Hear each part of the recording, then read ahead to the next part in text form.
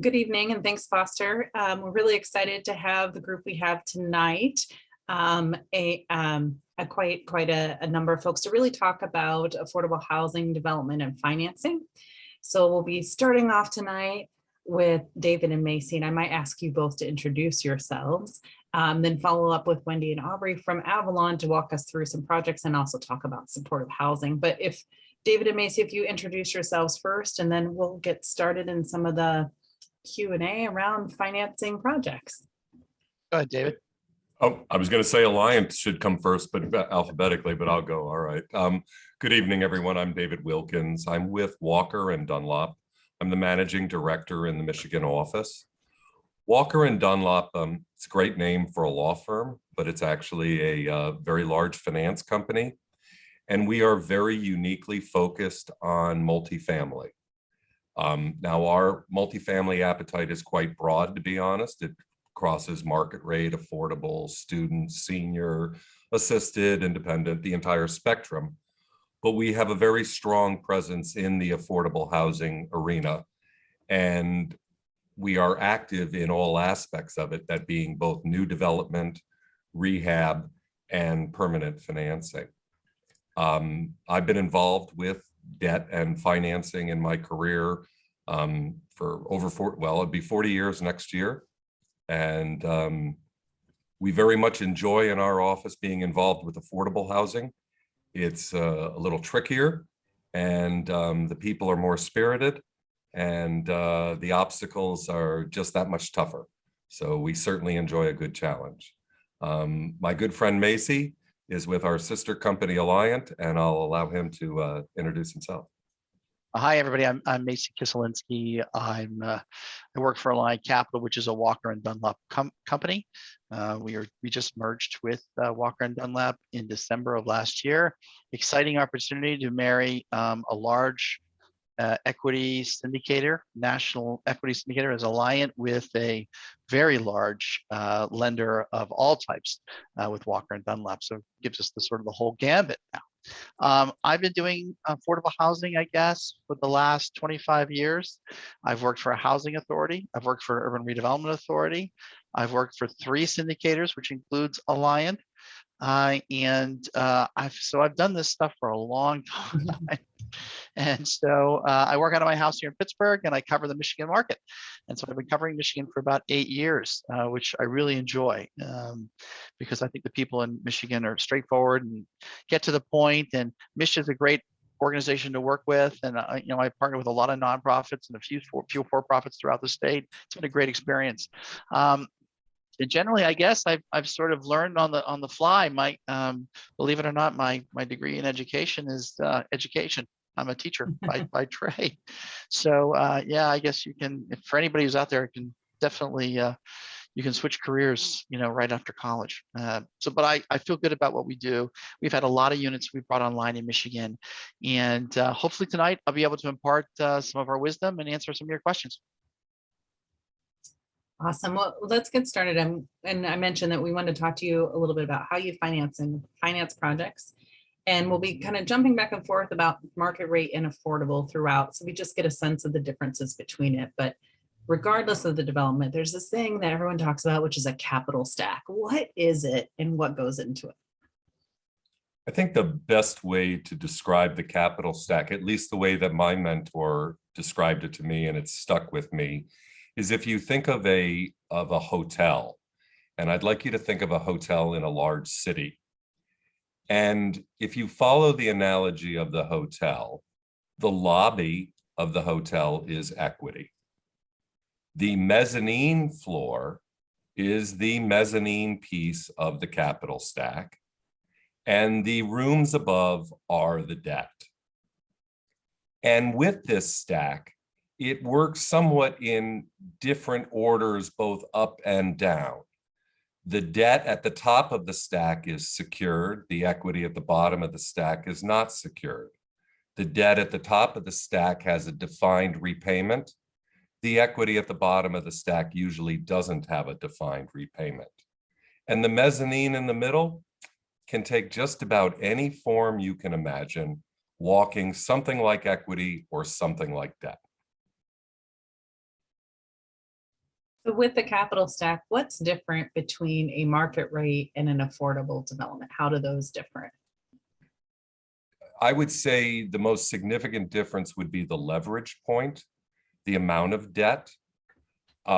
If we're talking about an affordable project that is benefited by tax credits, whether they're 4% or 9% credits, those credits are driving a great deal of equity into the transaction, into the capital stack.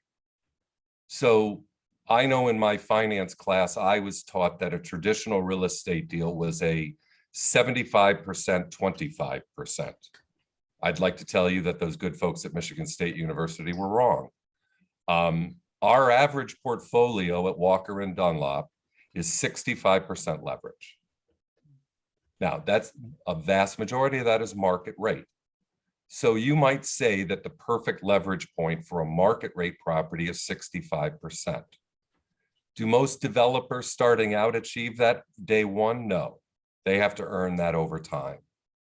Whereas with a LIHTC investment or a affordable property, it would be quite normal to have a great deal of equity going in and the debt being perhaps 50% or less of the needed capital stack, as opposed to 65 or 75%.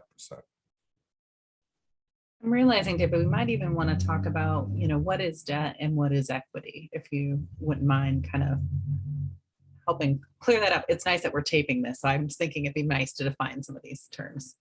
Well, I don't want to certainly talk too much about equity because Macy is an expert on that. But to answer your question, equity is the money that the investor puts at risk. If you think of it in the worst case scenario, that the property or the business fails, the equity is the last to get paid. And so equity takes the most risk, and therefore equity looks to get the most reward. The loan or the debt or the note or the mortgage or the debenture or the bond or any other acronym that we'd like to use for it, we'll use loan for right now. The loan is secured. It has, in our example that we're speaking to tonight, the building as collateral. It has the tenant's commitments to pay rent as collateral. And because it has collateral, that person sitting with a lot of money is willing to lend it on a secured basis at a fixed rate, and generally, usually an attractive interest rate. It's very competitive. It's a very broad market of lenders out there. And he's willing to take that lower return for a less risk because he has a building to rely upon. He's also not going to lend more on the property than he feels he's going to be able to get back in the worst case scenario. So now let's talk about equity in the LIHTC world, which is upside down. Let's go the exact opposite of what David said. We, in the equity side for LIHTC, get a much lesser return. If you were trying to do this on market rate, you would be looking at maybe 10%, 15%, 20% or more. Our returns are much, much, much lower because they're CRA driven. It's the Community Reinvestment Act that's driving a lot of the investment that's made with LIHTC. And even if the ones that are economic aren't much better than that. So it's more of a community feel. We're giving back to the community. In addition, at the end of 15 years, our equity investors get no money back. The investment's gone, and it is not to return. The reason why is you're collecting credits for 10 years in addition to depreciation, and that's how that works. So it's not really economic on the LIHTC side. It's really not. You're not driven by the market. So things like the amount of hard debt, where we intersect with what David was saying, the amount of hard debt really scares the LIHTC investors to a great degree. They want to see that number at 35% or less of the capital stack. And by the way, David, when I think about capital stack, I think about a stack of pancakes. So your definition was much better than what I was thinking. So anyway, so yeah, we get very concerned about the amount of debt.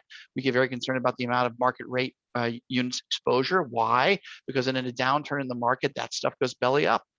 And so this last downturn that we had the first time that I can remember where investors were clamoring for more project-based Section 8 because it's secure, recession-proof.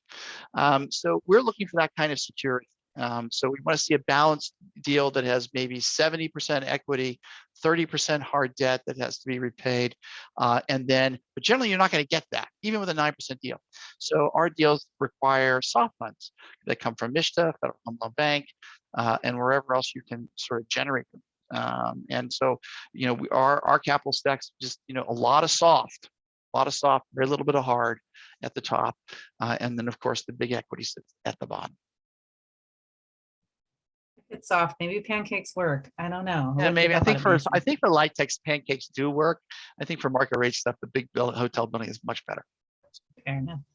Well, since we're talking about tax credits and LIHTC is the low income housing tax credits, can you talk about a little bit more about kind of how does the investor get into that deal? How do they benefit? Just really sort of break it apart a little bit about how the tax credits work in an affordable project. Well, everybody knows MISTA has 2 rounds. For those who don't, MISTA has 2 rounds. April and October. They allocate their current year in April and the next year in October. That's getting probably too much into the weeds. I was going to say even higher level than that. Yeah. Right. So basically, they just spew them. They basically the federal government gives, the Treasury gives each state a certain amount of tax credits based on their population with a floor. And so MISTA gets, the state agent, the state Michigan decides, okay, MISTA is the agency. We created MISTA to basically distribute or procure projects for the use of the credits. So think of it as like a federal program where procurement is required.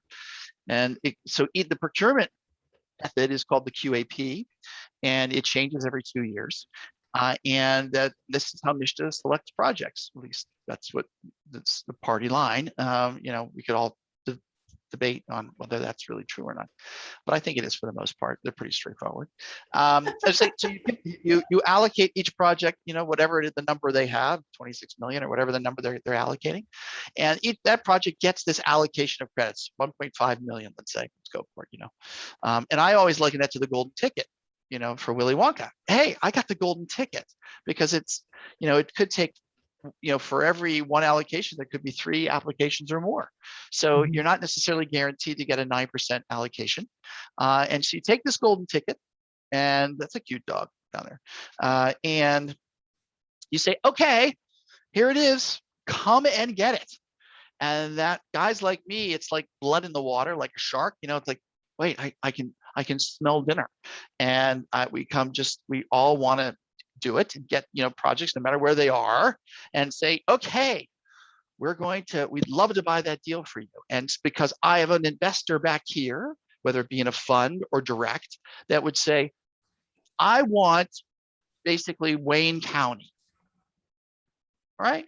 Or I want Lansing, or I want, Hart, or wherever it might be. I want this Michigan deal in this particular county, and I'm willing to, okay, you, Alliant, can go and buy this deal, and here are your parameters that we want, usually rate of return.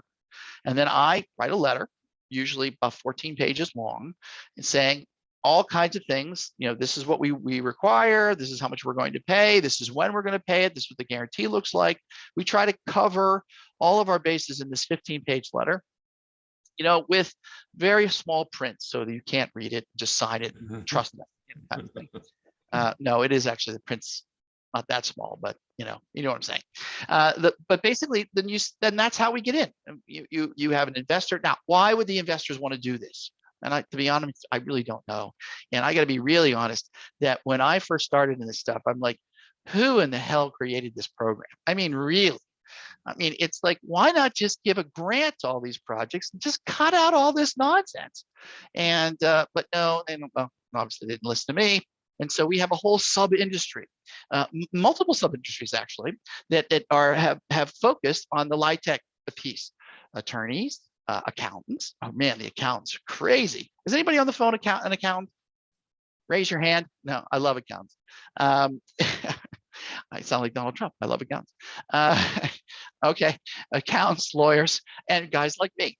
and we make a living on selling affordable housing, which it sounds pretty disgusting and on the face of it. But I would say this much, that inside of all of that, I do take great solace that what we provide, the finance that we provide, and is the purpose of the program, which I think has worked really, really, really well. It has created close to 30 million affordable housing units across the United States. So if you're in Detroit and you're trying to build inside inner Detroit, and if David, we said to David, I want to build a market rate building. So pretend for a minute that, the core downtown isn't hot right now, David. So let's just say, you maybe 7 years ago, and he would say, okay, yeah, but I can only lend you $2 million on a $30 million project, because that's all we think the value is there for. And so that's why you need the affordable housing piece, for two reasons. One, because it can be a catalyst for community change. And two, in many instances, like in Ann Arbor, where you're fighting gentrification, a lot of it's student housing, a lot of it because of the university eds and meds, you need it to be the bastion of affordable housing, because where are the techs going to live? Where are the nurses going to live? Where are these folks going to, where's the janitor going to live? And want to have access to clean and affordable, decent housing in a neighborhood that has all the amenities, that's not on a food island, et cetera, et cetera, et cetera. And so those are the things that drive all of us in this industry to do it. And I think it also drives our investors. I think they get it, and they like it, because we have turned this, at the beginning was considered a very high risk product with tax credits, into one of the most secure securities, or assets that you would sell in funds, that is that you can have. It's so amazingly, this very complicated and convoluted program has churned out more housing than most of the HUD programs that are out there, aside from Fannie, Freddie, and FHA, because that really doesn't count. But I'm talking about like the HUD public housing, Section 8 kind of development stuff.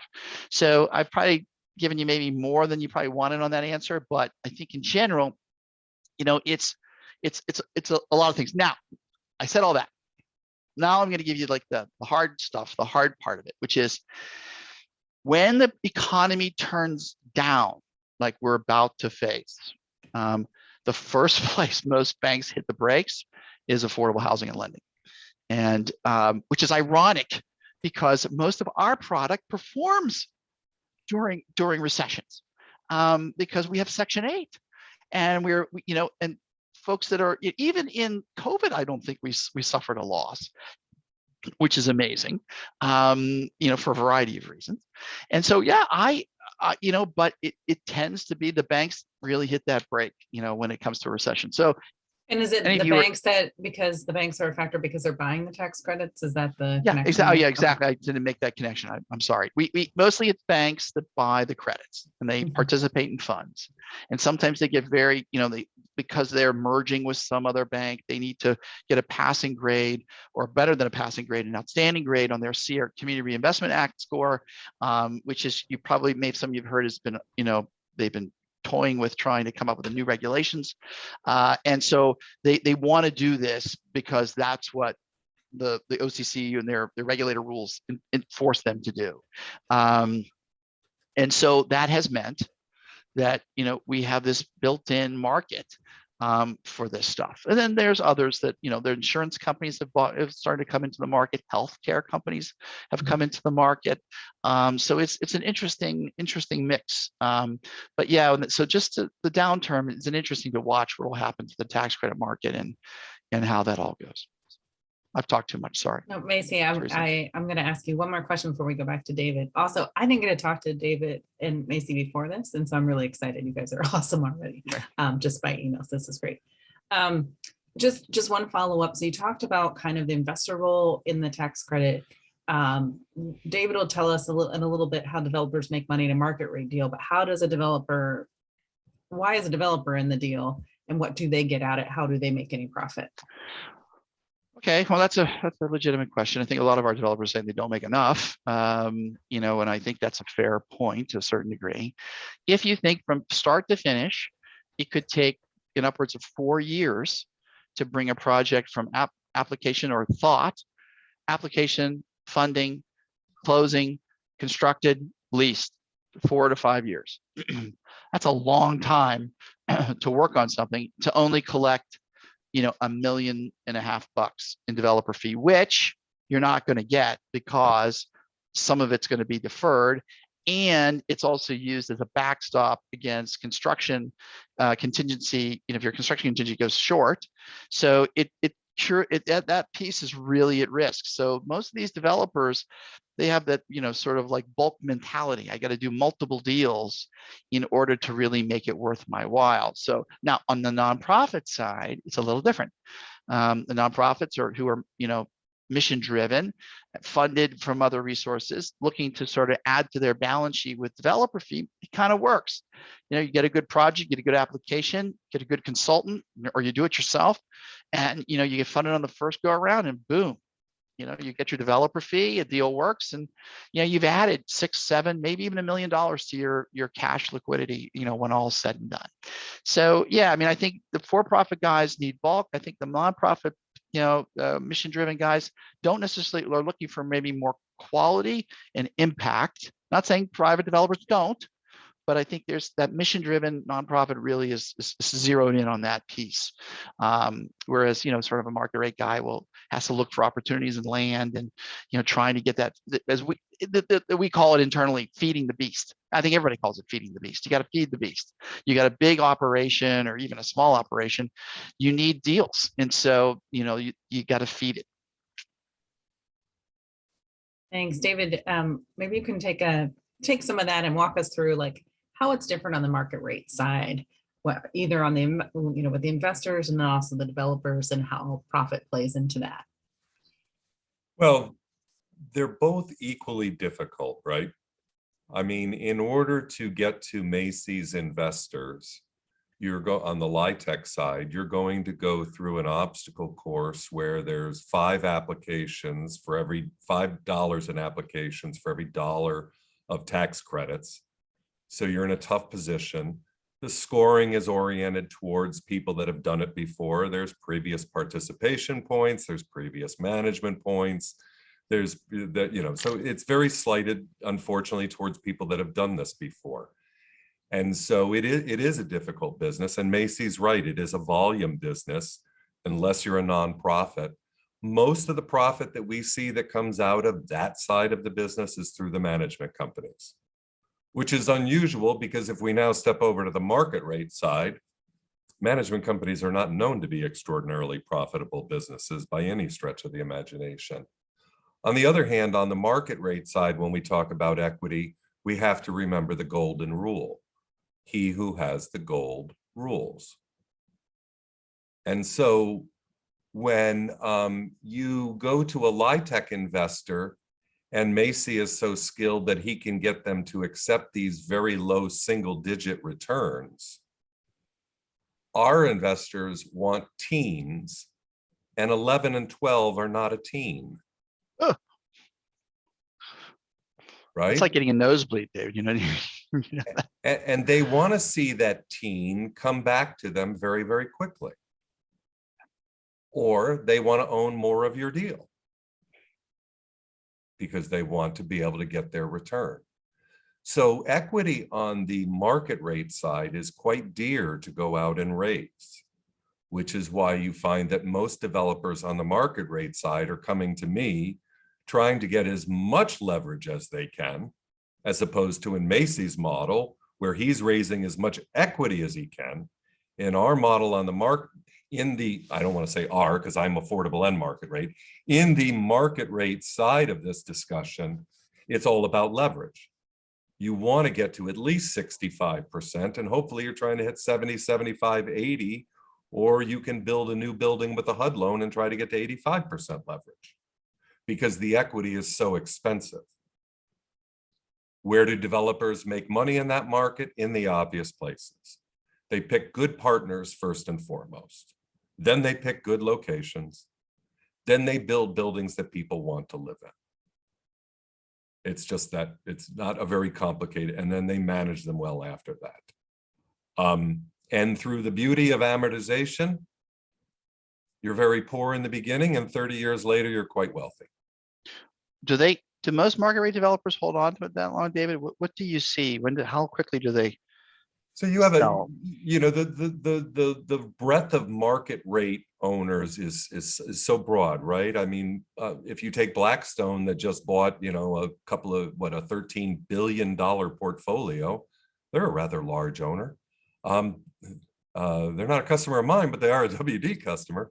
My typical customer here in Michigan is what we call a family office.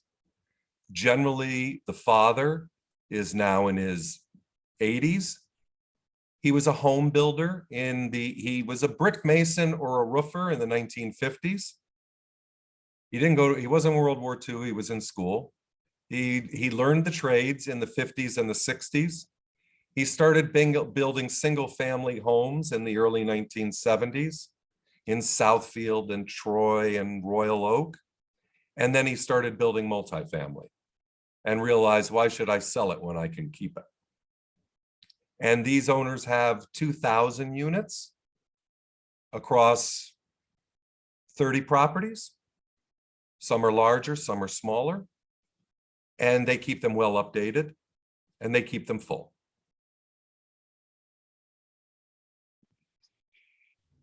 So David, you mentioned sort of the differences around the property management side. And I will say in practice, that's something we see with affordable properties and market rate. And I would love to hear a little bit more about, you said on the LIHTC deals that most of the profit is through the management companies. Can you talk more about it? And then also why some folks are interested in reinvesting and kind of redeveloping through LIHTC and why others don't want to touch it. I would love your take on that, if you have a take on that. Oh, we do. Yeah. You might have to remind me of the question after I dive That into was three different questions. Sorry. Property management is probably one of the favorite conversations in our office, but it's also one of the most dangerous. In our Bloomfield Hills office, between the three of us, we will analyze over $1 billion in loans each year. That's hundreds and hundreds of properties across Michigan, taking a look at their financials. And we load those financials into a model. And every single time the model divides the expenses by the number of units. So we get to learn very keenly how well one property is operating versus another property based on the per unit per year expenses. If you're in multifamily and you're not looking at per unit per year and you're looking at per square feet, you're not understanding how the rest of us are doing it. We look at it in multifamily as per unit per year. Everywhere else it's square feet. In any event, what we see is normally the developers have the most expensive property management. If they're developer, owner, self-managed, their property management, their operating expenses are higher than the owner that has a third-party management company. And the reason for that, in my opinion, property management subsidizes development. Because as Macy pointed out, that $1.5 million developer fee, he said over 4 or 5 years. Macy, I'd love to get LIHTC deals done in 4 and 5 years. That would be just, I know. I cry at the closing table so often because it's 6 or 7 sometimes. Right. No, yeah, absolutely. And so property management is not known to be a super profitable business. Yeah. MISHDA does have an allowance. And for a number of years, that allowance was higher than what the market rate property management companies would charge. So presumably there was profit there. Frankly, the market rate companies are now charging exactly at the MISHDA minimums. They've kind of caught on to that idea. So there's not much profitability in that area, but they are stripping off 5% of revenue. And if you can run those properties efficiently, and if they're new, they should run very efficiently, you can, in those early years, do well. Then you hit a year like COVID, where the poor property managers are overwhelmed, and yeah, you might give back some of that profit. What was that second question that turned into a third? Teresa, you're muted. Yeah, thank you. On the affordable side, we've seen it with a lot of older affordable properties. In some cases, it seems like a hesitancy to reinvest through LIHTC and just sort of maintain it. And often these cases, there are project-based vouchers. There's a Section 8 contract on the site, but we're not seeing reinvestment. I was just wondering if you had a sense of why an owner operator, sometimes it's the same company doing both, sometimes they contract out the property management, but what are the choices people are considering behind that? The most common affordable property that I see that's been untouched is a HUD 202. A There's no HUD money. 202, for those of you that don't know, HUD 202s were done predominantly in the, I want to say the late 60s, but certainly in the 70s and the 80s, and pretty much started to wind down in the 90s and 2000s. Although they're still done today, they are very, very limited. A 202 is 100% usually Section 8, or usually highly Section 8, 90%. A 202 is either senior or disabled of some type. 202s are quite often very small, 30 to 60 units, because of the intensive care the recipients need, more so than a typical housing. Unfortunately, a 202 is prevented by HUD through weird rules. They can only refinance once, or they lose their MARA exemption. And I know you don't want me to all go into that right now, so I won't.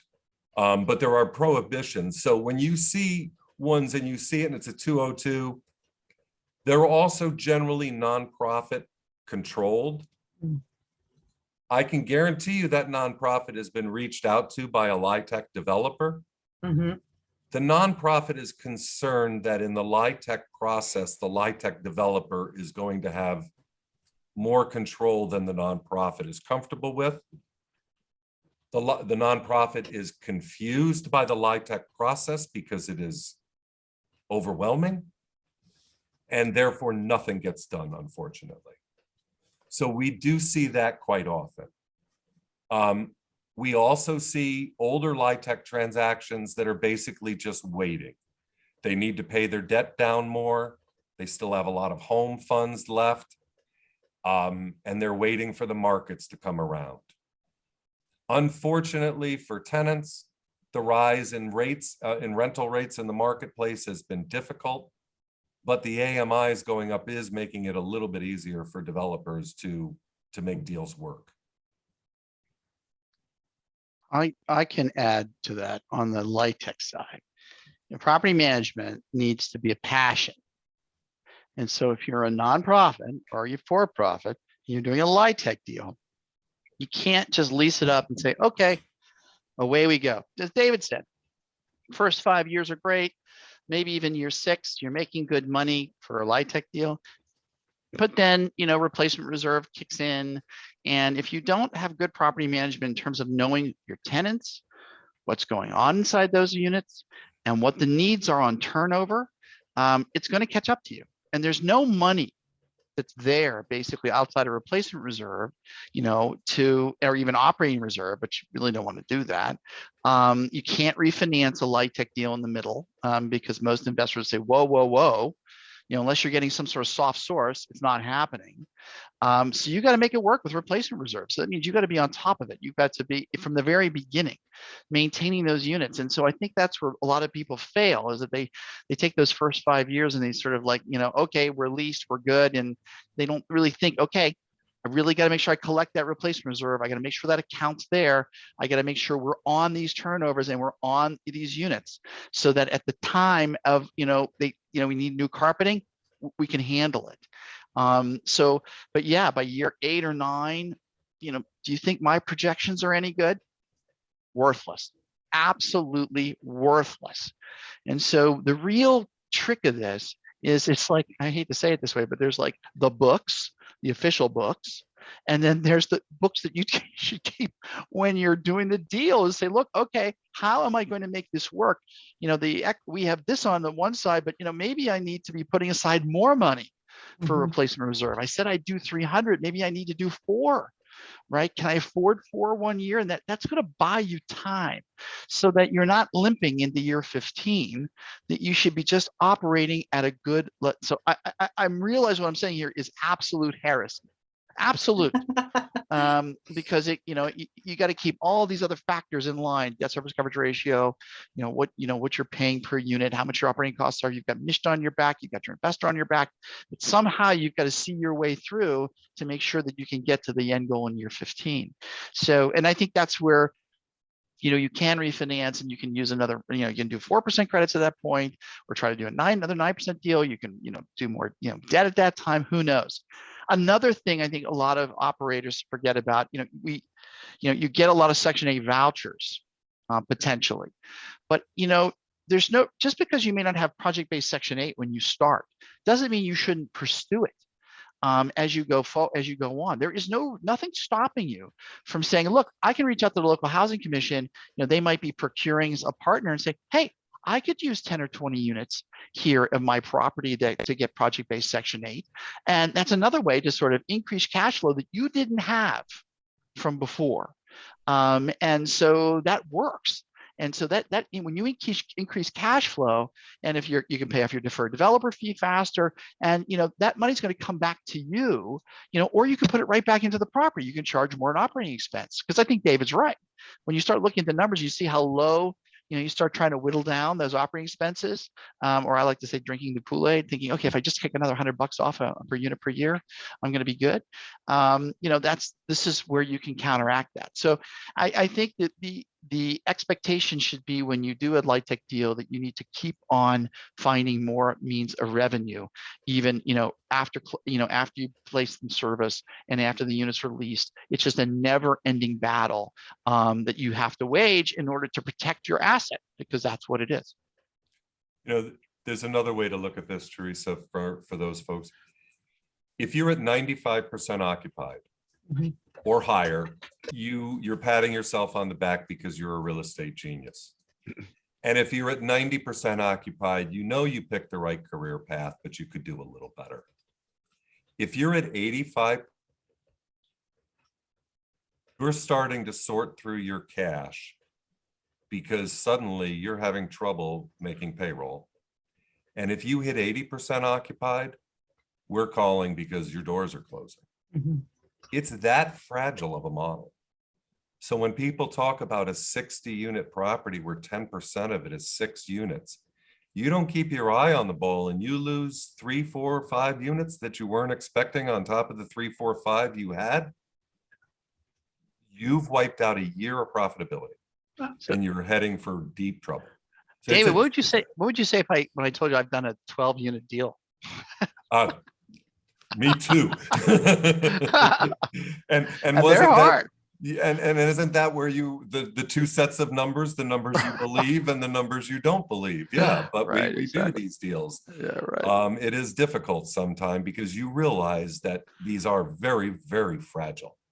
That the affordable deals are very fragile. A. Foster has her hand up. Yeah, hi. So I am very glad this is being recorded, because this is the kind of thing I'm going to need to rewatch with YouTube and the Google open for some vocab and some tutorial videos. But one thing that I was wondering is, you've kind of described some of the issues in market rate units alongside issues in affordable housing units. And one of the things we've talked about in Ann Arbor quite a bit is ways of bringing more affordable units into market rate developments. And sometimes that's a thing that's being asked of a developer, early on in the process, but I personally, not having done this before, don't know if they've already got financing lined up. Yeah. I was just wondering how those two things. Yeah, Okay. 100%. I think this is, yes, absolutely. And I can tell you the LIHTC is not the be all and end all. It's not. And as a matter of fact, I think in Ann Arbor, much like I have in Pittsburgh, it's Oakland. It's a big university town, Carnegie Mellon and Pitt. Ann Arbor's got University of Michigan. My wife went there, actually. Zingerman's, way to go. Love Zingerman's. And look, you can have naturally occurring affordable housing, right? And that, where you say, okay, I'm going to focus in on people making 80% of area median income, or 100% of area median income, workforce housing that can, when someone proposes to do a market rate deal, okay, you need to throw in 10% affordable units, and they need to be affordable to somebody, let's just say 80% of AMI. And you don't need LIHTC for that. And you can do that quite easily if some people allow the market rate developer to add more density for, what's really inclusionary zoning. And so I think that's one quick answer to, and I think that affects David's capital stack, obviously, because the rents are less. But I don't know, go ahead, David, you're going to say. Let's bring it right to Ann Arbor. Let's bring it right into your backyard, because this is something that the City Council of Ann Arbor has done that we just discovered that is wonderful and makes you furious at the same time that they don't understand affordable housing. So you guys are going to be our advocates, and you're going to help a great affordable developer that Macy and I both know that really is trying to help turn around a property. This property is in Ann Arbor. Ann Arbor has a law that says that if you hold your rents at 60% of AMI, they will waive your property taxes on that unit and charge you $1. However, if that tenant goes over 60% of AMI, your taxes now go back up. Wow. I have a building where everyone is at 60% of AMI. But what if they go up? I can't underwrite a loan for that building, because the difference on the single unit is the difference between $1 and $4,000 per unit. So do I have a $4,000 expense, or do I have a $1 expense? That makes a huge difference in how big of a loan I can give this gentleman and how much renovation he can do to make this property nice again. So please, please speak. Macy's correct. There are ways to do affordable. And if you held at 60% of AMI, that property tax benefit alone in Ann Arbor drives huge numbers. So he's absolutely right. You could do some affordable in a market rate property and make it work. But they do need to speak to the good people in Ann Arbor about fixing that. Because if a tenant comes in a LIHTC development and they qualify, they and the owner are not penalized if they do better in their lives. And they look at 3 years history to make sure they're not sandbagging on the way in, which is why I think the ordinance was written the way it was. So there's a way to.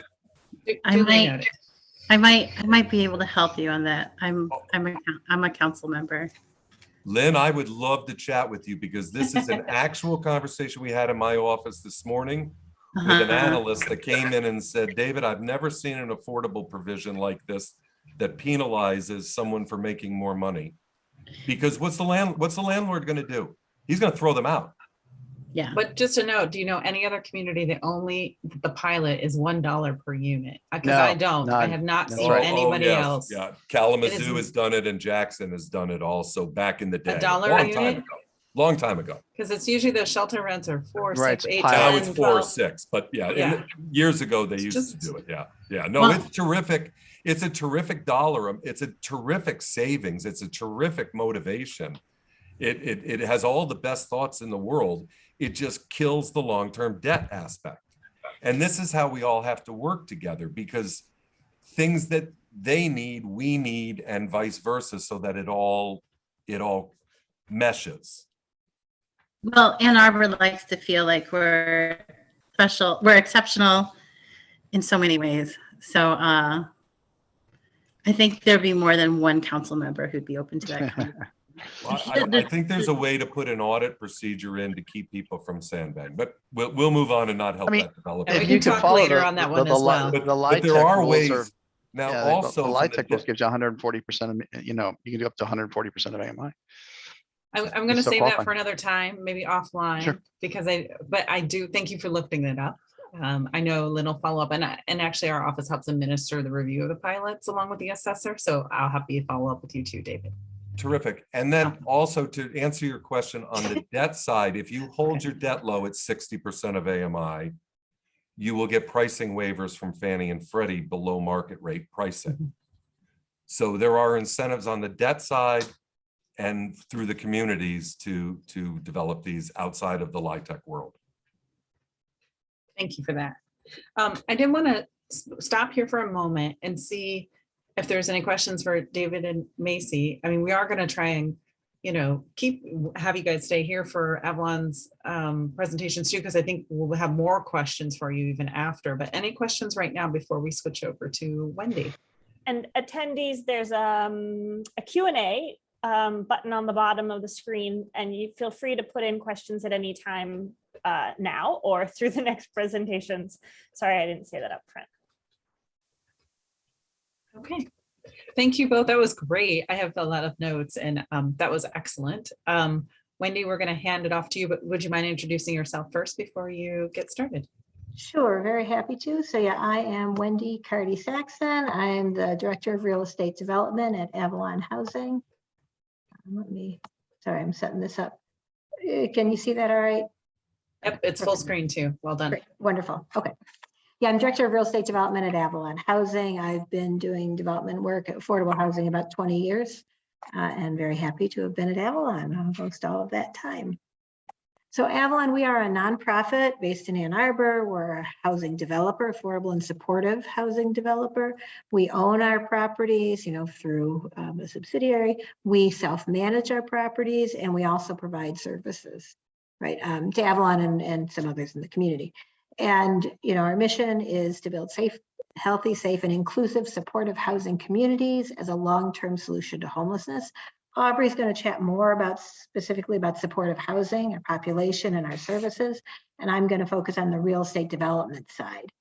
And the development obviously is informed by our being supportive housing, what funding we go after, how we structure it, how we build it, what our costs are, the locations, and all of that. All right, so just really brief background.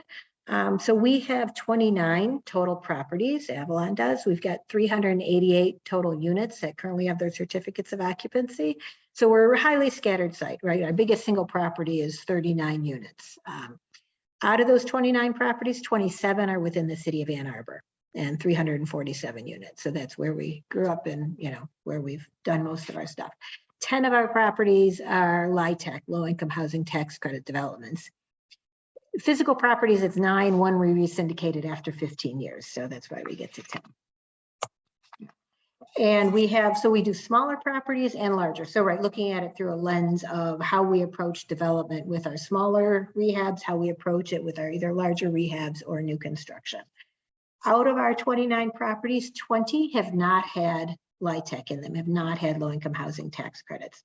By and large, they're between 2 and 7 units. A lot of those were the early days of Avalon, right? Buying up a duplex, getting houses that have been carved up. The middle one was actually built as an apartment building, so that's nice when we can find those. The fixtures are all pretty consistent there. We had a few exceptions, properties of maybe 14 to 23 units that were rehabs that we did not use low-income housing tax credits, but frankly, most of them were either done in the 90s when we weren't doing as much of that, or there was funding after the 2008 NSP2 funding that was able to get a deal done without tax credits on there. So those are our smaller side. Our other properties, the other 9, essentially our low-income housing tax credit properties. Of those 5 have been new construction, and the others have been larger rehabs. And again, for us, larger, 17 to 39 units as far as the rehabs. New construction, and one smaller one that was a 6-unit tax credit. That was Avalon's first property back in '92, and we would not do a 6-unit tax credit. Again, the overhead was a bit much on that. So right off the bat, when we're looking at an opportunity or a property, we really know whether we're going to use LIHTC. And when I'm using LIHTC, I'm talking about the 9% competitive round, just for what that's worth. Whether it's going to be tax credit from the beginning, the size of the property, what kind of funding we get for it. And I'm going to go into that a little bit later.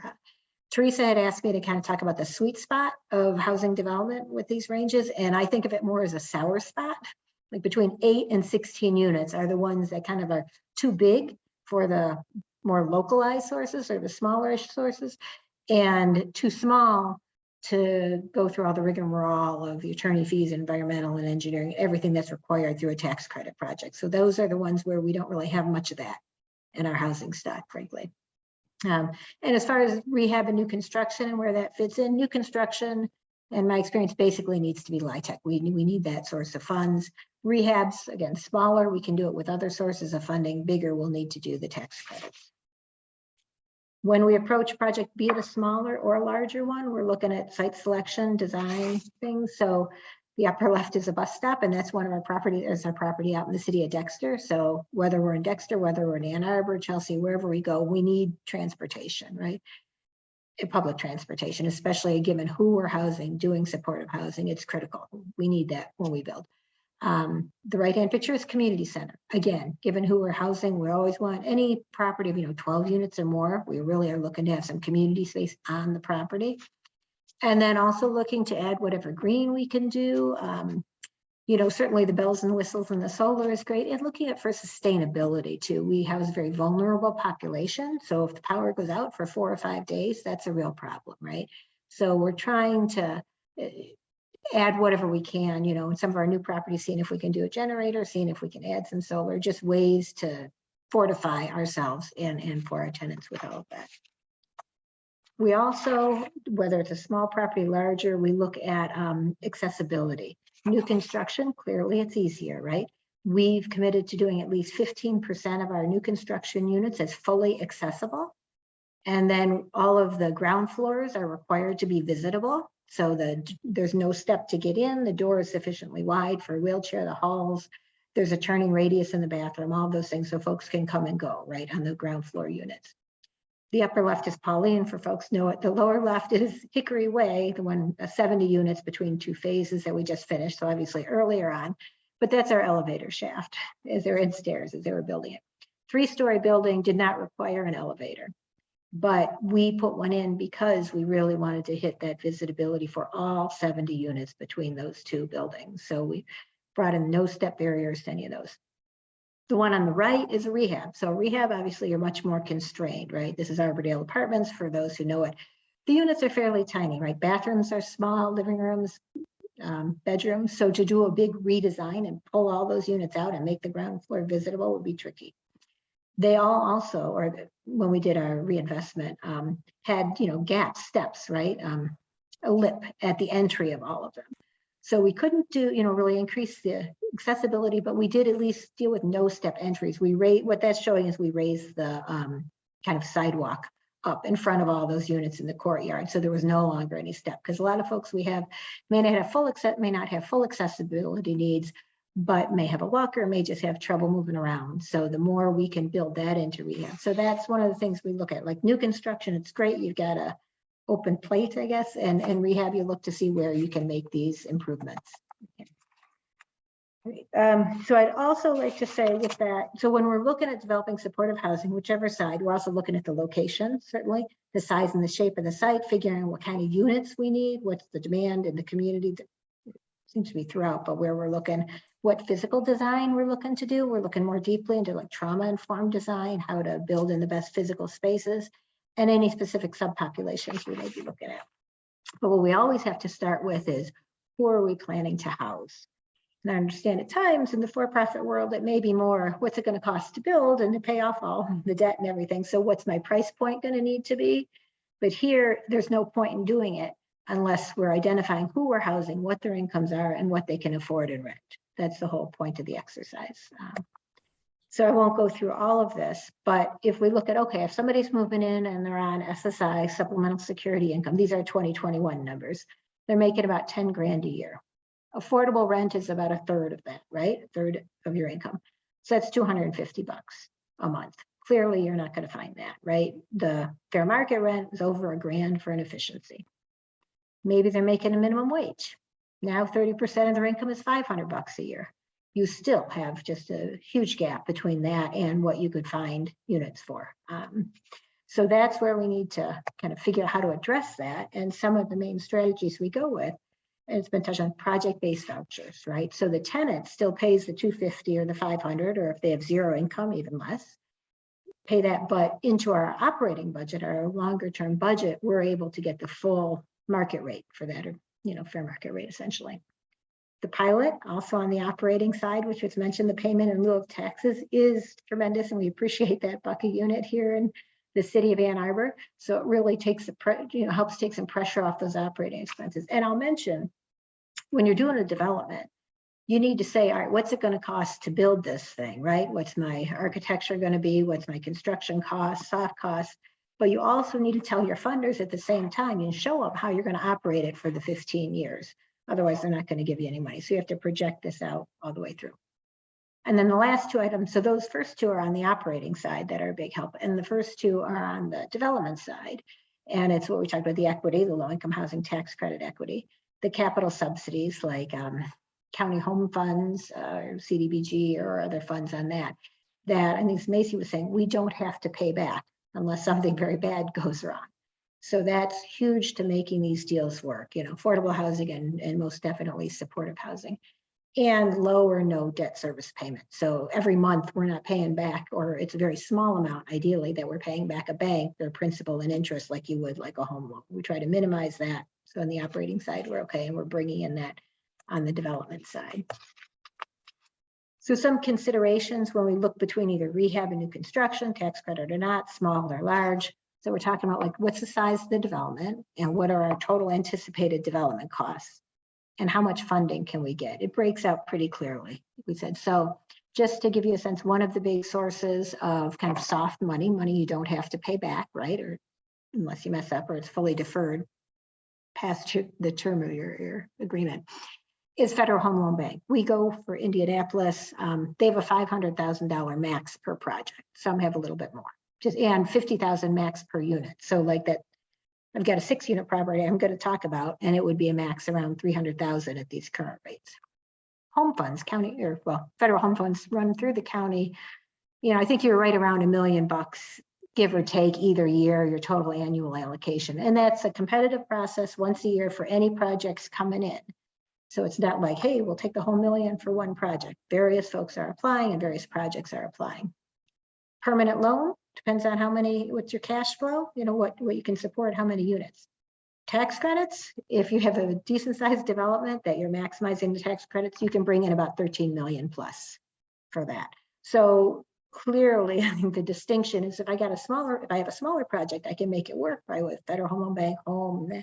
But if I've got a decent size, I can't replace that $13 million very well, you know, very easily, at least not what we've done. Now, we also are thrilled to have the city millage funds, and that I don't have a specific amount. I think sort of it's looking to leverage other funds and, you know, depending on the size of the project, and Arbor housing funds, which we've loved to use in the past also. And I know that's very dependent on what happens to be in it at the time, you know, so that can ebb and flow. As far as timing, and this was touched on earlier too, you know, kind of rehab, new construction has some impact. So rehab, we can figure that would be, I would say, probably 2 years if we're running smooth between when you see a project and when you're moving folks in, and that's even the smaller rehabs. You know, it can definitely be a year before you see a project and sign your purchase agreement and before you can close on it, even for a rehab. So you definitely need a cooperative seller. County home is one round a year. Federal Home Loan Bank is 1 round a year. Tax credits are 2 rounds a year. But, you know, you need time to put your app together. Depends when you get your purchase agreement. And then there's usually a few months before they announce awards, whichever, you know, entity it is that you're applying for. And then you've got all your legal docs and your mortgages, notes, et cetera. So what we run into here in the city of Ann Arbor, and I think any hot market, is folks could sell their building, whatever, in a week for cash, essentially. Or they could work with us, which we appreciate, and in a year, we might buy it, hopefully, if we get our funding. So you just really need a patient and committed seller for that. And then competitiveness, how competitive the 9%, I mean, all of them, but in particular, the 9% tax credit.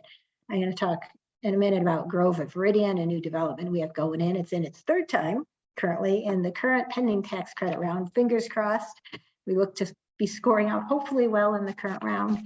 But, you know, you just kind of have to wait. And I'll mention sort of mixing with timing. That was the rehab. On new construction, it's longer. We're talking purchase agreements for 2.5 years, maybe needing an extension because you've got to do all your site plan and zoning. And then you've got to, you know, then you can ask for all your funding because you're more competitive once you have your funding in place.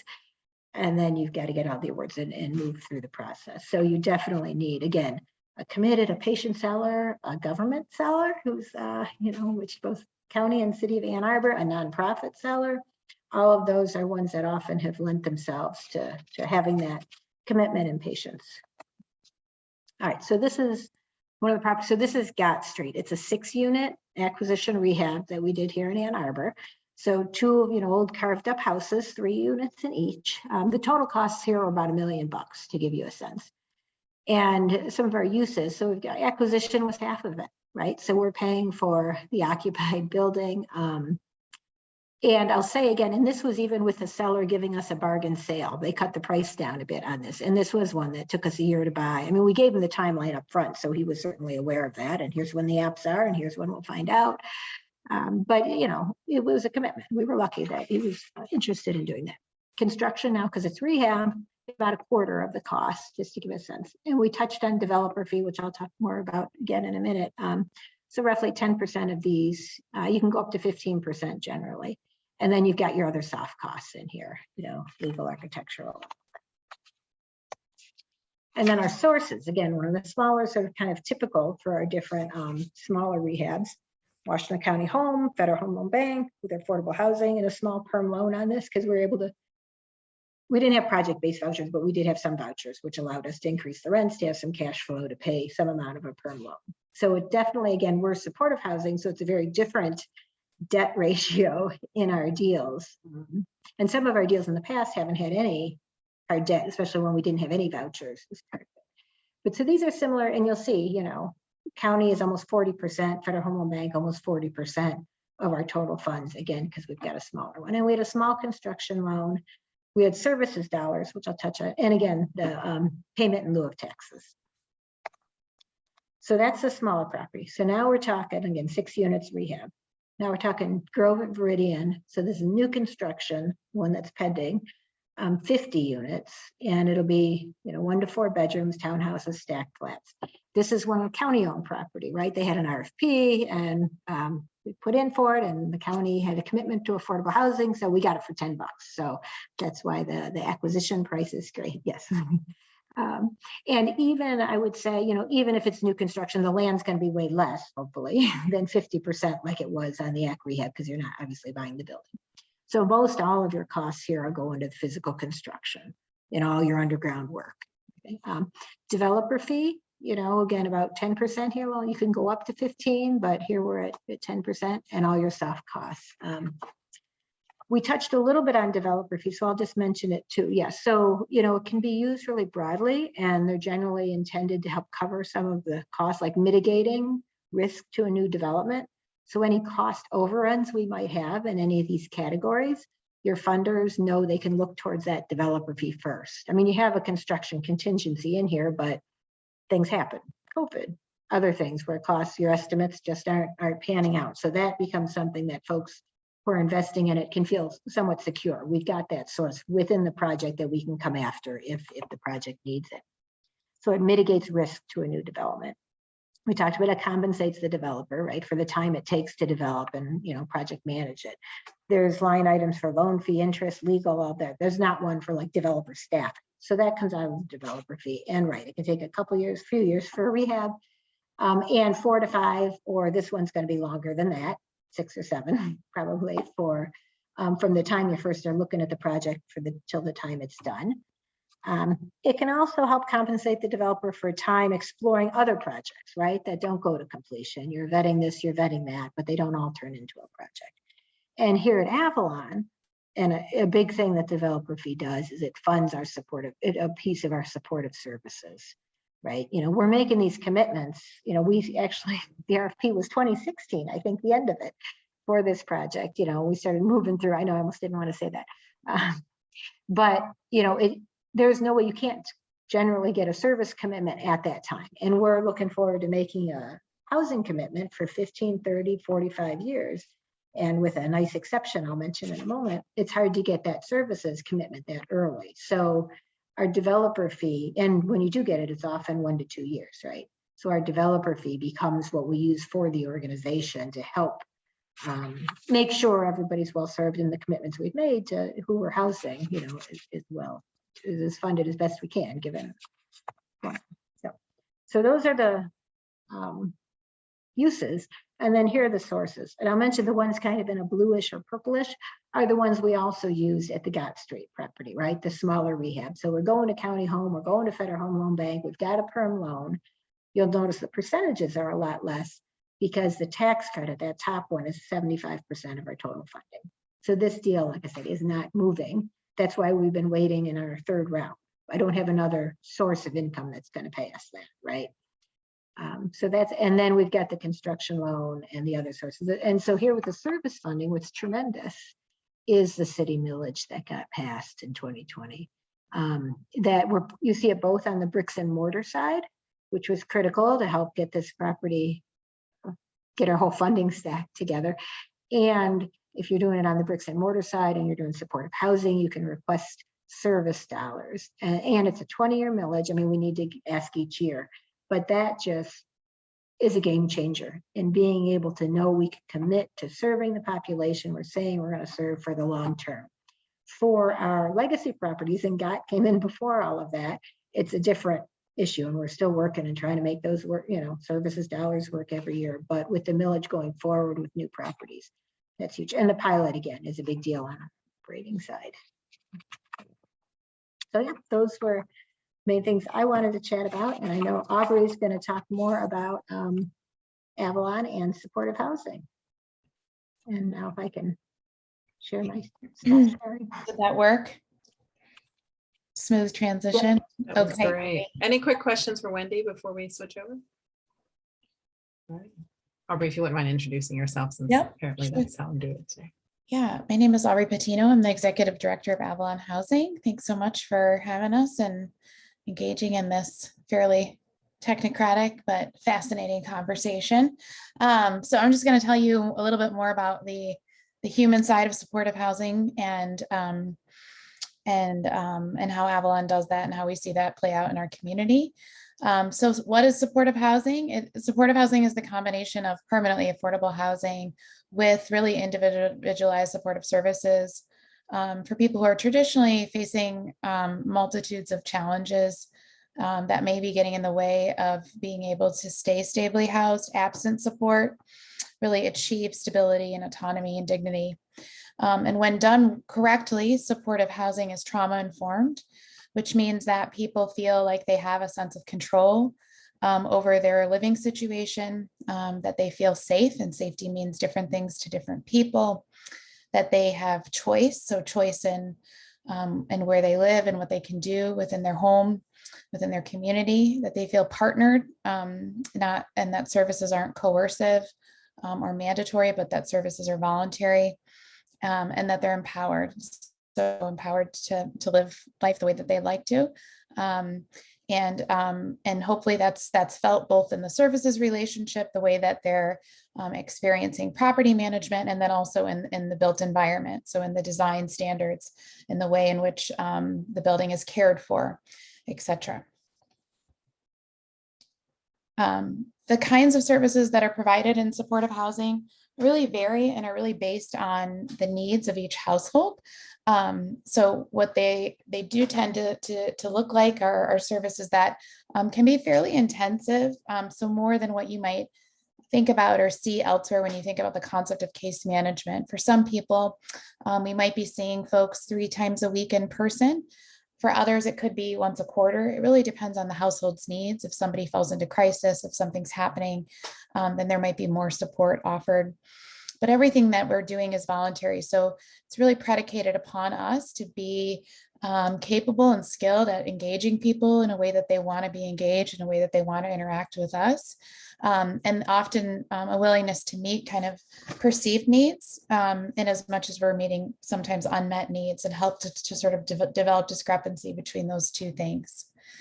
If we're succeeding at the services that we're providing, then what we're hoping to accomplish is that people stay housed. So nationally, in housing first models, you see an average of 86% of people stay housed. At Avalon, we see 96% of our tenants stay housed. There was just a recent study done with the Housing Commission and our partners at CAN and Peace Neighborhood Center in Avalon, and in the households being served through us, I believe it was 97% of their population was stayed housed. So that's our primary goal, is that people are able to maintain housing. But we also hope that folks are improving their health, that they're maintaining or increasing income and gaining access to employment, that they like the services they're receiving, they like the housing that they're living in, and that they have a sense of social and community connection. Typically, supportive housing is intended for people who are coming out of chronic homelessness. So, as a reminder, we didn't have homelessness at scale in this country until really the early 1980s.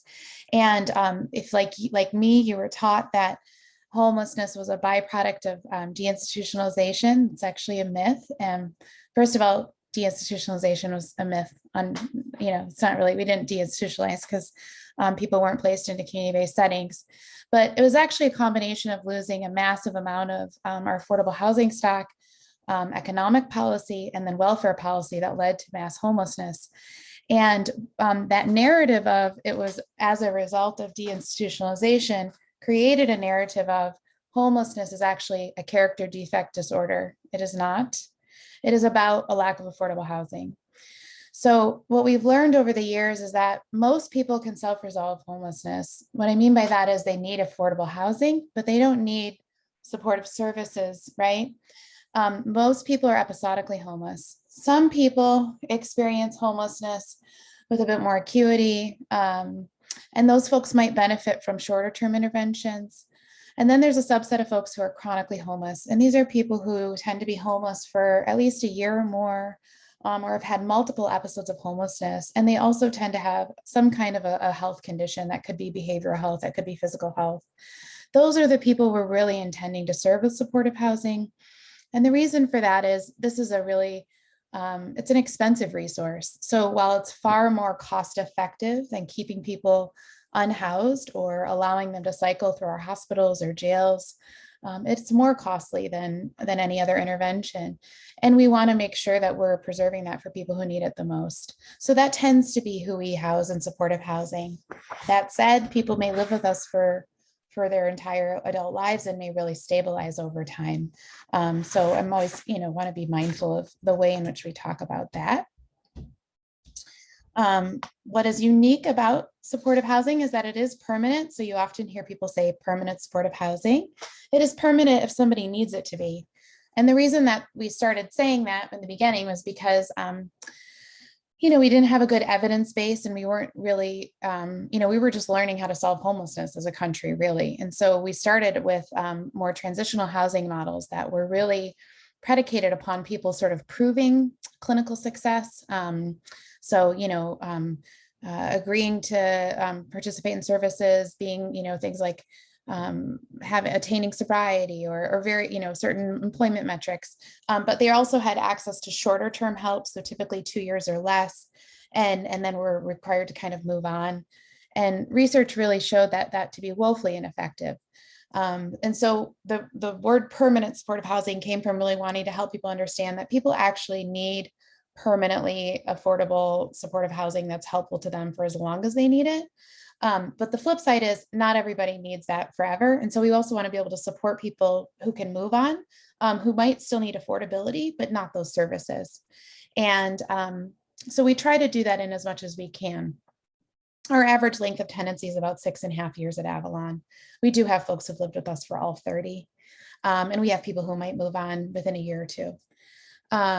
We do have a program, it's called Moving Up, and that allows people to move on who do just get a rent subsidy, and then they don't need services, and they can move out into the private landlord market if they're able to find a place to use that subsidy. That's an amazing, wonderful program. In our community, that can mean actually compromising quality of housing. Leaving an Avalon unit that's often located on a bus line near a grocery store in good schools, and moving with a subsidy somewhere else can often mean compromising a lot of those amenities. So it's been hard for us to utilize that resource in our community as much as we'd like. It's also only available to people who are associated with a certain source of funding, which is Continuum of Care HUD money. One thing I just want to note, this is more recent, and it was just a point in time, so I want to emphasize that. But we during sort of this massive influx of resources into the community during COVID, which was wonderful.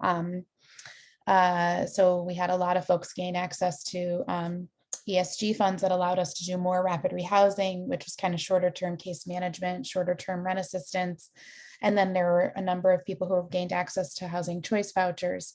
Despite all of those added resources, which are really utilized in the existing market, what we saw was wild, which was we leased up Hickory Way, which is 70 units, and we saw a point in time a 30% reduction in chronic homelessness. So I think it's really important for us to understand that, you know, unit production does matter in the context of how we impact homelessness. It can't just be about utilization of existing resources, being data driven, having an accurate sense of need. Those things really matter, but unit production also matters. So just a quick note kind of on the level of need. In our community, this is a systems modeling report that I don't think has yet been published, so I hope it's okay. I put this in here, Amanda and Teresa and others who are involved. What we know at the time that this came out is that 95% of those experiencing chronic homelessness need supportive housing in our community, and that based on the level of need, which is assessed through using a common assessment tool, 40% of the non-chronically homeless adults in our community need it, and then about 15% of non-chronically homeless families need it. We also saw that there's sort of an increasing trend in terms of length of time from entry into the homeless system to getting permanently housed. So we want to make sure that we're trying to keep up in terms of unit and resource availability to keep meeting that need. And this is a question that everybody wants the answer to, and the answer is complicated, which is how do we pay for supportive services? And it's hard. There's not one revenue stream that we can reliably count on to pay for services. So what's really confusing for everyone is that, you know, Wendy can put together a deal and we can pay for a building, but we actually don't have a great sustainable revenue stream to pay for the services that everyone in that building deserves and needs, and that also helps that building stably operate. And so we braid a lot of funding sources together and are really, really creative about this. And we are really lucky in this community to have the resources that we do. So with both millages, or the Affordable Housing Millage has been mentioned, but also the Public Safety Mental Health Millage, which made an investment into supportive housing services, grant funding. So we have, you know, supportive services being funded through county human services funding, through other folks in the community like the United Way, obviously fundraising, and then we also do, as Wendy mentioned, use the developer fee, which does have, you know, the benefit of an initial sort of influx into meeting the need, but not that kind of permanent sustainable revenue stream.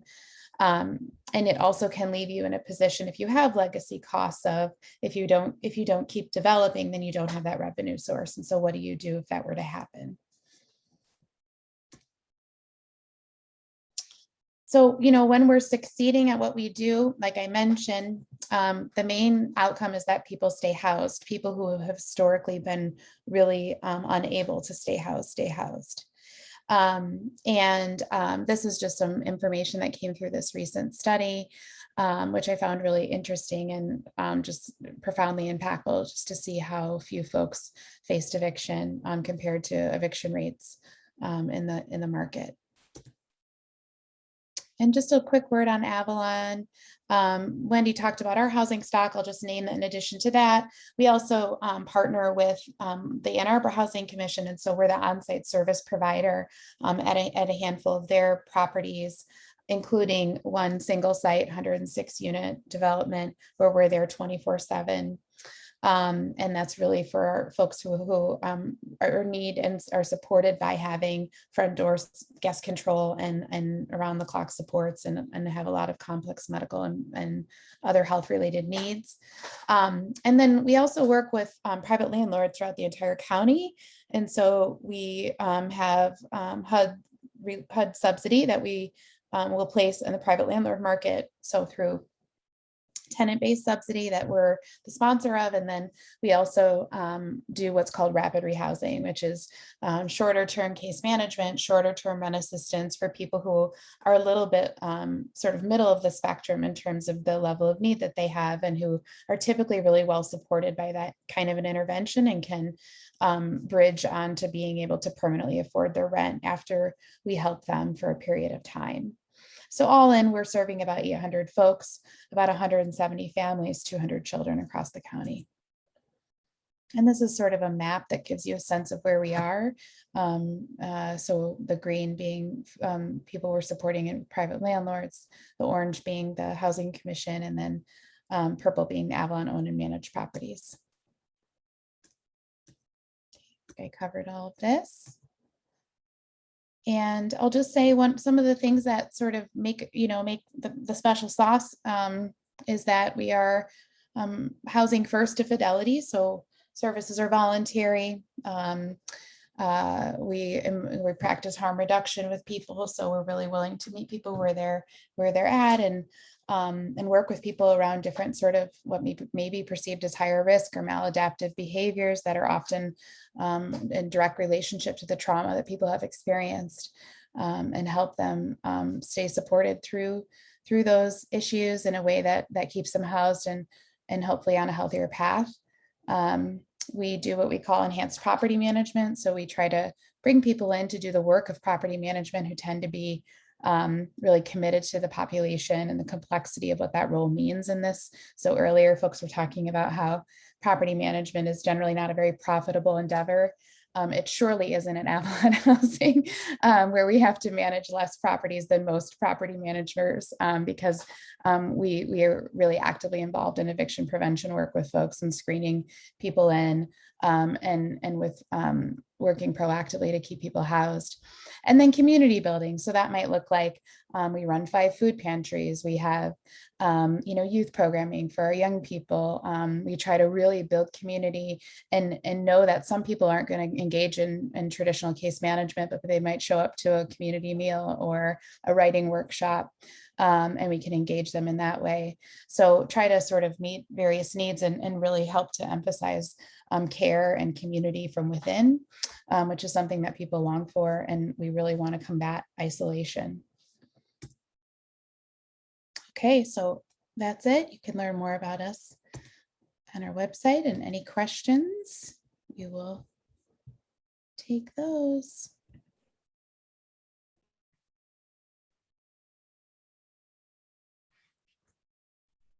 Amanda. Hi, thank you all for your presentations. I have a couple questions, so I'll start with one. The first was why the $13 million max for low-income housing tax credits that Wendy mentioned? Is that kind of the limit that MSHDA has put in place, or what you feel is logical, I guess? So essentially, one project can ask for $1.5 million in an annual allocation from MSHDA. Based on the current cents on the dollar we're able to get, and when you translate it through the formula, it amounts to a little north of $13 million. In times where you could get more cents on the dollar, where equity is willing to pay more, it could be more. If they're willing to pay less, it could go down, but that's where it is currently and what we're projecting, and for our project, what we're projecting. Okay. So they have a limit on the amount of equity you can, or annual allocation is what they call through the QAP, through the tax credit program, that you can take for any one development. Okay, thank you. And then the other question I had was around, I guess I have 2 more. The other was around you mentioning how, helpful it is to have a willing seller willing to wait on these deals to take place. And so is this out of the goodness of their heart? Are they gaining anything from selling to Avalon? Or is it really, this is their like feeling of purpose and mission? Frankly, if it's a private seller, I think it's more their feeling of purpose. I mean, one, we can generally, depending on the funding and the size, can often pay close to market rate what they might be able to go for. But again, the time is just, they need to be willing to give us the time. We talk about you need land, or properties, and you need money. And if you don't have the land and properties, you don't even get to the conversation about money. So. And then I'm just curious if you all could talk about just the current cost of construction and, inflation and what that is doing to these affordable deals. Making them impossible. That's it. I don't know what else to say. I mean, on the funding side, we're requiring, we want to see the jobs being basically purchased by the general contractor at closing, if at all possible. And we're pretty damn close, because every day it's a new cost or a new delay, and it's horrible. So by the time the funding sources catch up, you've already lost 3 months and you're already behind the 8 ball again. So it's just, it's like whack-a-mole. That's what it's like. It's very difficult too, because if you do a rehab of a property like the one that was shown earlier in a photograph, that catwalk style building, those are usually very, very small units. If you went to Mishta today to design a building with units that small, they would throw you out and tell you were a horrible person. But it's difficult to build the larger units because of the cost that's associated with it. So it's very hard. I think that we have to start to embrace new building concepts like 3D printed homes and that type of thing. Something to drive the cost down. I mean, when we go through this, everybody wants to do, either panelized construction or, trying to do manufactured housing, where it's stacked. Some people even doing, freight containers, potentially as one potential. It never seems to work out for whatever reason. I think we got to keep on pounding away at it. But for what, it's, it's just, it looks like a trailer, don't like those 16-foot width. It, makes the unit feel small, no matter if you put a double wide together. So, but I think David's right. I think we need to sort of look at other things that are going to potentially increase speed and sort of be able to manage costs to a greater degree. If you were building a Wendy's, for instance, and there are general contractors out there that build Wendy's, and they can take the cost down to the last nail. We can't do that in affordable housing, because we want design variety, because it builds community and it looks good, but there are a lot of developers out there that don't do that. They're very successful. They built the same product over and over and over and over again. Now, personally, I don't like it, but is it effective? Yes. Do people live in it? Yes. So who's to say? Wait for a new building design to be coming to your fast food restaurants, where they eliminate the dining room and the bathrooms, the public bathrooms. Right. They've learned from COVID they don't need to have it to sell their hamburger, and they don't want to have the added cost. Unfortunately, in housing, when we try to be adaptable like that, sometimes we run into perceptions that we're being differential to the community, and it's difficult. But I will tell you, after listening, Wendy and Aubrey, they're the real deal. I mean, wow, those projects, from Macy's and my point of view of knowing what it takes to put a deal together, and looking at the ones that they've done, when you've got 5 layers of soft money coming into a transaction, and the coordination of 5 layers or 6 layers, Wendy, wow, that's great stuff. And Aubrey, on the supportive side, I would say to all of you, if you can find a way to provide supportive services to your tenants in any way, shape, or form. I'll give you a great example. There's a very large affordable housing developer that operates a lot in Detroit. He found a group of folks that were trying to provide dental services to people with limited resources. The problem was they couldn't find the people with limited resources. They had the dental services, they had the services funded for. So my very smart owner put a big sign in his leasing office that said, if your children live here, they'll get free dental services. Now, what's important about that? In a market rate apartment, you have 40% turnover every year. So you're redoing carpets, you're repainting, you're fixing. When you talk about Wendy and her and Aubrey, and their average stay is 6.5 years, that's like a senior building. So the turnover is important. And so if you're providing something that keeps your tenants there, an amenity or anything else, that's a value to your project. And supportive services is certainly a big, big role in that.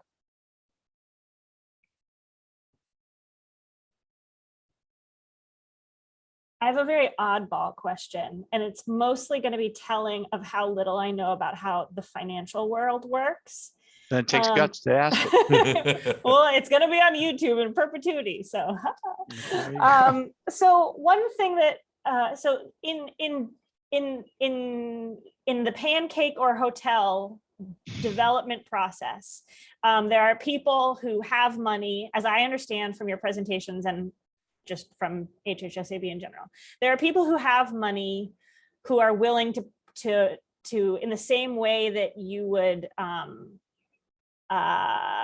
buy a bond or the equivalent, they're willing to put their money into a place they can't touch it for a while, and then when it's there, it's used to build houses or buy the tax credits or whatever. It sounds from what you're describing like in your work, those individual or the people with that money are generally very large institutions working with very large sums of money. And one thing that I wonder in Ann Arbor is there's quite a number of people who might not have enough money that they can give $1 million endowment, but they might be putting away big chunks of money from their tech jobs or their hospital jobs or whatever, and willing to invest in projects like this.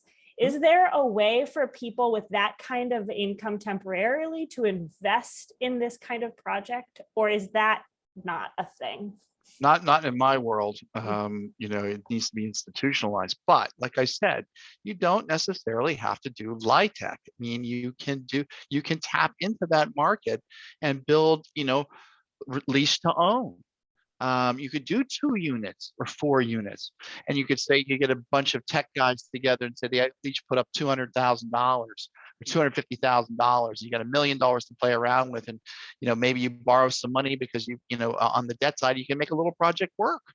A lot of the fees that get attributed to LIHTC deals, I can't speak of David's side, but to LIHTC deals, it's extensive. It's expensive.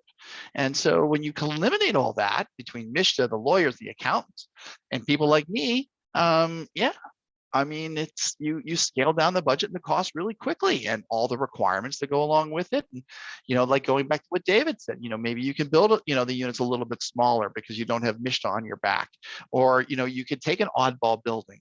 So I think that's a great idea personally. I think it's about unlocking capital that's there, and don't let the institutional nature of LIHTC be an impediment. Find a way to sort of to channel that into the community to build affordable housing. You can do exactly the same thing with these investors. Having them contribute cash into the transaction means you need less debt. And you can model that, model a loan. If you're doing $1 million deal, model $800,000 in debt cost versus $500,000 in debt cost. You'll readily see what that expense is and how it would be able to lower the rents. So it's absolutely possible. They would be able to be entitled to whatever small cash flow there might be from the project. They'd certainly get the benefits of the depreciation as a LIHTC investor would. They wouldn't be getting the tax credits. Those don't flow down to individuals. And then in 30 years, when the building needs a rehab, they'll own it. The good side of that is you're not putting a regulatory agreement on it. So if things go sideways and they go, we don't feel so altruistic any longer, we'd like to take this to market rate, they can do that. So that it is possible. That doesn't make it a panacea. The numbers for market rate development are no easier than they are for LIHTC. LIHTC's much more complicated, but development is development. If it was easy, everybody'd be doing it. Everybody'd be doing it well. Let me say it that way.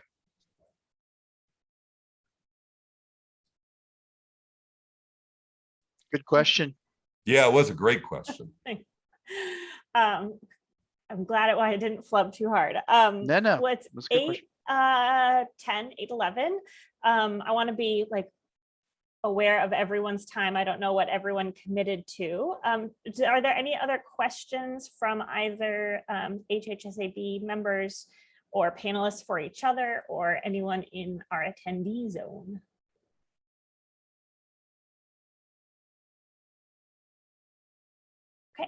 seeing no one, I'm going to pass it back to Teresa. I just want to thank you all so much for being on here. This was really great. And I'm so glad we have this saved. Like Foster, I'm going to watch it again and encourage some folks on my team as well. So thank you we all. need to put a lot of acronyms in the notes, like in the subsection we may on the have to. YouTube video. We may have to Teresa- do some things. Yes. Teresa, if you'd like to distribute Macy's and my email addresses to the audience, we'd be happy to be a resource and take more Thank time you. in, Yeah, in sure. a more detailed fashion anytime. Yeah. Fantastic. Thanks, David. Thanks, Macy. Thanks, Aubrey. Thanks, Wendy. We really appreciate having you. Thanks, everybody. Good luck. Welcome to stay, but I understand if you don't. Thank you for being on this really important committee. We appreciate you all. Thank you. Indeed, indeed.